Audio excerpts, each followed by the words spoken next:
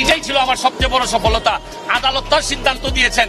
আমি জানি না, শোনা কথা বলবেন না, কংক্রিট নিউজ থাকলে সেটা। ও মাই গড, এবার ব্যারিস্টার সুমনকে মারতে গিয়ে এমপি পদ হারালেন সাকিব আল হাসান। পুরো বিষয়টা দেখতে হলে ভিডিওটি শেষ পর্যন্ত দেখুন। একজন মানুষ হচ্ছে ক্রিকেটের অঙ্গনে, আর একজন মানুষ হচ্ছে ফুটবল প্রেমী। বলছি বর্তমান সময়ের আলোচিত মুখ ব্যারিস্টার সুমন আর সাকিব আল হাসানের কথা। দুজনই খেলাপ্রেমী হলেও রাজনীতি একদম ভিন্ন, কেউ কারোকে ছেড়ে কথা বলে না।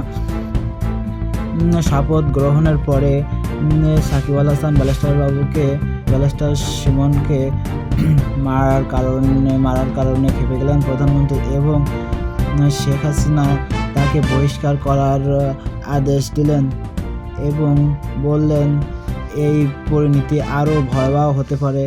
এই জন্য সচেতন হয়ে শেখ হাসিনা তাকে বহিষ্কার করার আদেশ দিলেন এবং জানালেন তাকে সচেতন হওয়ার পরেই অনুমতি পাবে।